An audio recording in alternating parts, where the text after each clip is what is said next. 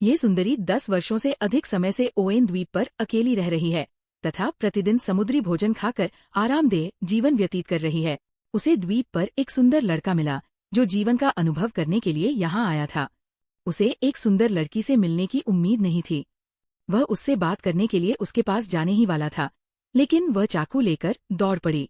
ये पता चला कि वह बस छोटी सी सुंदरता की तलाश कर रही थी। लड़की ने उस आकृति को दूर जाते हुए देखा और जल्दी से उसका पीछा किया। लड़की ने अपने सामने बारबेक्यू पर ध्यान केंद्रित किया। उसने पहले कभी किसी आदमी को नहीं देखा था और उसे नहीं पता था कि उसके साथ कैसे व्यवहार किया जाए। सौभाग्य से लड़का काफी बातूनी था और दोनों ने बातचीत की। बातचीत करते करते वे धीरे धीरे एक दूसरे से परिचित हो गए। लड़की ने उसके साथ खुद से बनाया हुआ मांस का पेस्ट साझा किया और उसे अपने हाथों से खिलाया। लड़का ने उसे देखा और पाया कि इसका स्वाद आश्चर्यजनक रूप से अच्छा था। खाने के बाद लड़की उठकर चली गई।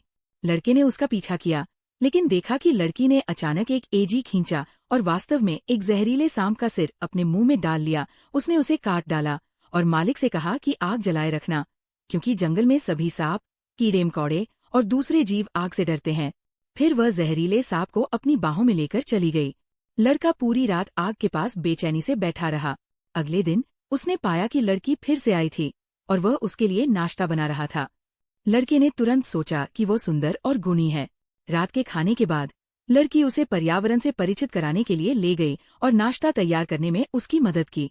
लंबे बालों वाला वह आदमी जिसने उसे आत्मरक्षा सिखाई थी, वो खुद भी पानी में चला गया। लड़के को लगा कि इस तरह का जीवन बहुत संतोषजनक है। उसने रात को शियाओमी को घर भेज दिया, लेकिन जब वे गुफा के प्रवेश द्वार पर पहुंचे तो शियाओमी ने उसे जाने से मना कर दिया। शियाओमी ने सोचा कि उसका सहकर्मी उसे कल सुबह ले जाएगा और शियाओमी उसे चाहता था जाने के लिए। वे साथ साथ गए, लेकिन जियाओमी को बहुत गुस्सा आया जब उसने सुना कि वह जा रहा है। वह पीछे देखे बिना गुफा में चली गई। उसे नहीं पता था कि वही व्यक्ति भोर से पहले यहाँ आया था। वह समुद्र तट पर केवल एक टॉर्च पकड़ सकती थी। मुझे किसी ने ठोकर मारी और कुछ ही दूरी पर एक टॉर्च जल उठी। सहकर्मी को लगा कि टॉर्च फिर से उसके सामने आ गई है, लेकिन वह उसे देख नहीं सका। एक जोड़ी अजीब आंखें। वह व्यक्ति 3 दिन तक जीवन का अनुभव करना चाहता था, लेकिन उसे लेने आया व्यक्ति देर से आया।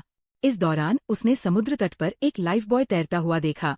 उसने असमंजस में इधर उधर देखा और पाया कि कुछ बिखरे हुए मलबे तैर रहे थे स्विमिंग पूल की दिशा में। उसे लेने के लिए गई नाव समुद्र में पलट गई। अचानक एक महिला एक बैग खींचती हुई किनारे पर तैरती हुई आई, सतर्कता से इधर उधर देखने लगी और जल्दी से गायब हो गई।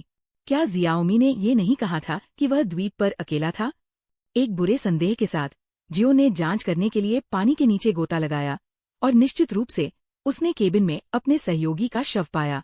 वह जियाओमी से पूछना चाहता था कि क्या हो रहा है, इसलिए वह चुपके से आया। गुफा का प्रवेश द्वार सूखा है और उसके पास एक अंधेरी गुफा है। जाओ जियाओमी को खोजो। गुफा के पीछे एक और क्षेत्र है। एक मेमना आराम से घास खा रहा है और गोंगजियान उसे गोली मार देता है। ये वही महिला है जिसे मैंने अभी उपन्यास में देखा था। उसे एक पहाड़ी झोपड़ी मिली और मैं अंदर गया। जांच करने के बाद मुझे मेरे सहकर्मी का बैकपैक और एक टारगेट फोन मिला जिसका सिग्नल खराब था। कोई वापस आ गया था। यह जियाओमी और इस महिला का उपन्यास था।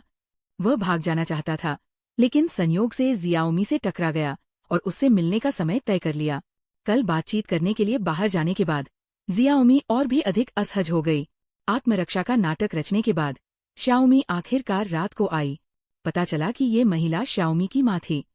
श्याओमी ने कहा कि उसकी याददाश्त अधूरी है। उसे बस इतना याद है कि उसके माता पिता उसे बचपन में यहाँ लाए थे और वहाँ थे।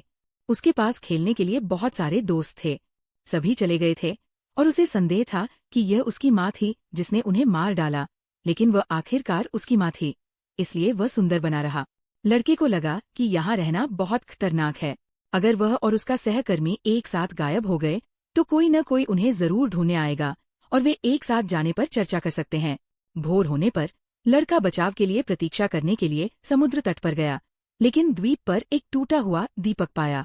वह सीढ़ियों पर चढ़ गया और उसका अध्ययन किया और पाया कि प्रकाश स्तंभ सेवा से बाहर नहीं था। वह देर रात जियाओमी के घर गया और पूछा कि क्या कोई नतीजा निकला है। उसने पाया कि जियाओमी बिस्तर पर नहीं थी। इसके बजाय उसे जियाओमी की माँ ने पाया। वह कुछ कहना चाहता था, लेकिन लड़के को बस समय का फायदा उठाना आता था। भागना। वह आदमी रात में एक खूबसूरत महिला के घर में घुस गया। जब वो खूबसूरत लड़की के घर गया तो उसे उसकी माँ ने पाया और वह इतना डर गया कि वह पीछे मुड़ा और भाग गया। जियाओमी की माँ ने अपने अधीनस्थों की स्थिति पर कदम रखते हुए पीछे से लड़के का पीछा किया, लेकिन उसके पीछे वाले व्यक्ति ने तंत्र को सक्रिय कर दिया और तुरंत लकड़ी के स्पाइक्स द्वारा पेड़ पर फिक्स हो गया। उसने सच बताने के लिए आखिरी हथियार का इस्तेमाल किया। तो ये थी शुरुआत। वह शियाओमी को खेलने के लिए यहाँ लाया था और गलती से द्वीप पर एक छोटी सी जनजाति की खोज की। शियाओमी बिना जाने ही चला गया और जनजाति द्वारा दबा दिया गया। वह अकेला बचा था। आखिरकार वह उसकी बेटी थी और वह उसे मरने नहीं दे सकता था। हाथ, लेकिन अधिक लोगों को चोट नहीं पहुंचाना चाहता था। उसने लाल फलों का एक थैला निकाला और उसे सौंप दिया। उसे बताया कि जियाओमी प्रकाश और इस तरह के फल से डरती थी, इसलिए उसे अवश्य करना चाहिए। जियाओमी को जाने नहीं दिया। जैसे ही आदमी वापस जाने वाला था, उसने जियाओमी को देखा, जो भूत की पोशाक पहने हुए थी, अपनी माँ के शव को घसीटते हुए। उसने जियाओमी का अस्थायी रूप से इलाज करने के लिए फल का इस्तेमाल किया और उसके शरीर पर लगे खून को धोना चाहा।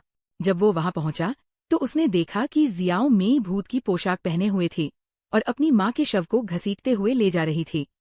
गैसोलीन बैरल के लिए वह तुरंत गैस प्राप्त करने के लिए बैरल को लाइट हाउस में ले गया।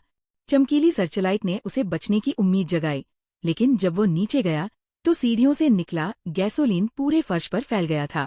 लाइट हाउस के दरवाजे पर एक भूतिया हाथ ने उसके कंधे को पकड़ लिया और उसे हिंसक तरीके से पकड़ लिया। दीवार पर उपन्यास था, सांप के सरदार के हाथों में असहाय और गर्दन से जमीन पर दबा हुआ। उसने देखा कि वह अपना खून से लथपथ मुंह खोल रहा है और अपने बगल में टूटे हुए प्रतिबिंबों को बेतहाशा पकड़ रहा है। प्रकाश की एक किरण ने उसे पीछे धकेल दिया और उसने दरवाजे की ओर भागने का अवसर लिया। बाहर गैसोलीन की आग, जिसने जमीन और सांप की कब्र को जला दिया, एक बार फिर जियाओमी के उपन्यास में बदल गया। वह एक नजर देखने के लिए अनिच्छुक थी और उसने दरवाजा बंद कर दिया। इस समय बचाव नाव आ चुकी थी और बेन हताश होकर नाव की ओर तैर रहा था। अंततः अचानक बचा लिया गया। जंगल में रोशनी छात्रों की उस व्यक्ति को सांत्वना देने वाली थपकी बन गई जो मौत से बच गया था, लेकिन छप्पर के नीचे जो दिखाई दे रहा था वह शियाओमी का मुस्कुराता हुआ चेहरा था।